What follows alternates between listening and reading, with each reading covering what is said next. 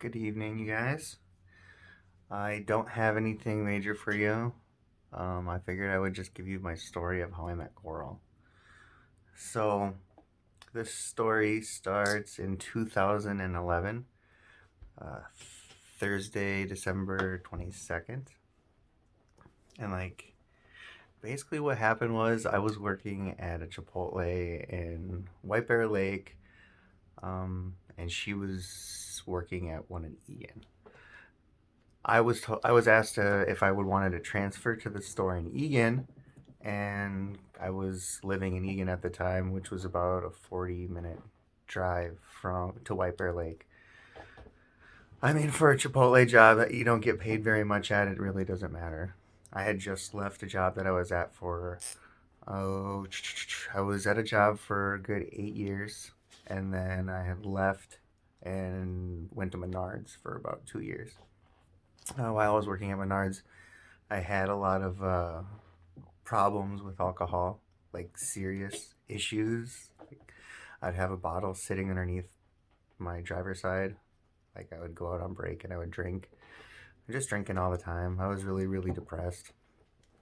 And after I said I just needed to get away from Menards because the people there were toxic too.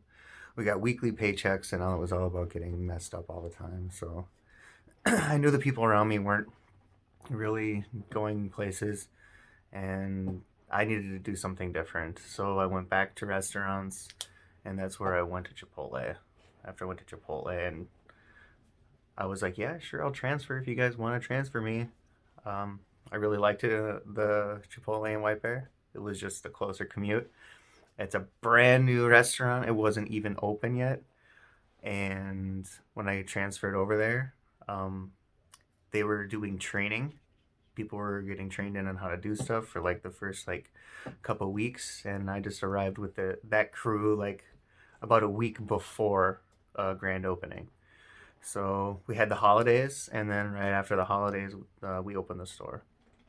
I was uh, working my very first day at the store in Egan, and I was washing my hands in the back of the house at the sink, and I heard the most beautiful voice that I've ever heard in my entire life come from the front of the house.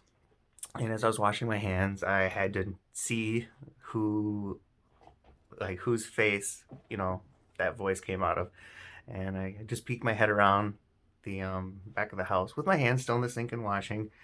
And there were three girls at the front of the house. And of course, when I peeked my head around the front, um, there was no more talking. So, was girl number one, girl number two, or girl number three? Well, half hour to hour goes by. I hear a voice again, and I peek my head around the corner and stop talking. I'm just trying to work and do my job. I'm not there to pick up girls or anything. So I was just being observant. So her voice sounds like Demi Moore to me, is what it sounded like. It's kind of raspy, kind of airy, and just a beautiful, soft voice. So by the end of the shift, I figured out who it was. And I was like, well, I was like, she's cute, super attractive, way out of my league. Those were my first three thoughts. Well, a couple days go by, get a little bit more comfortable talking to people, and within the first week of me working there, coworkers and everybody, manager, like, do you guys know each other? Are you guys married? Are you guys dating? And we're like, no. Okay, Tigger. Okay. Here, you wanna go out? Okay. You just want the door cracked? So, where was I? Thanks, Tigger. Let's see, it was the back of the house. Oh, yeah. So, the three girls, I figured out who it was. A couple days later, I get a little bit more confident, and, people that we were working with, our coworkers, would be like, do you guys know each other? Do you guys date? And, really weird. So, I guess right off the bat, people either noticed we had chemistry, they thought we were married or together or dating. I'm like, didn't even know how old she was, nothing about her.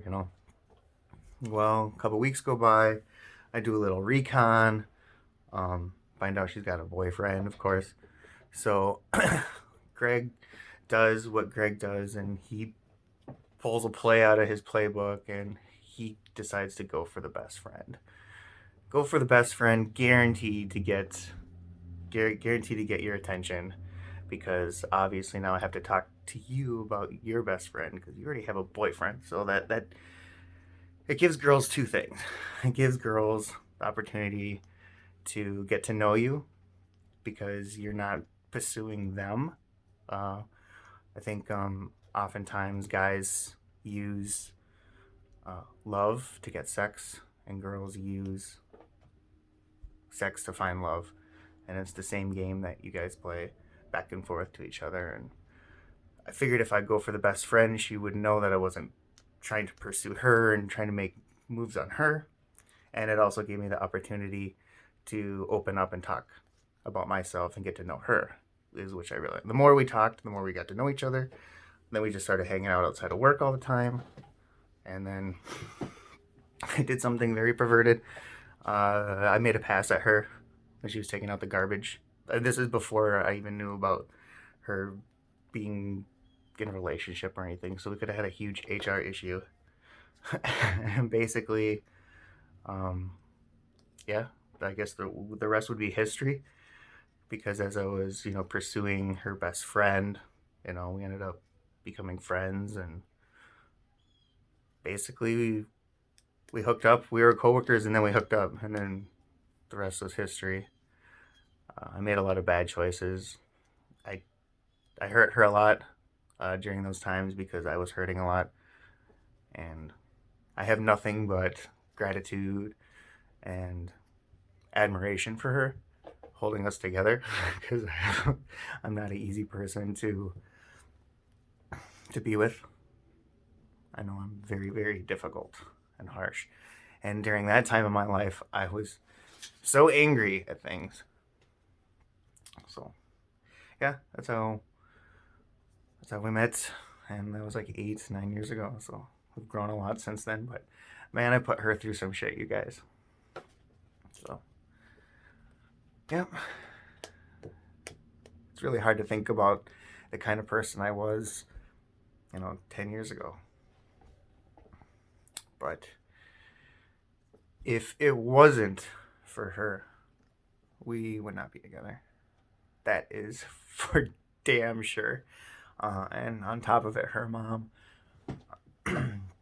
was also kind of a mediator for us when we weren't finding any understanding for each other. So, yeah, I know you guys wanted to hear that. I get a little choked up because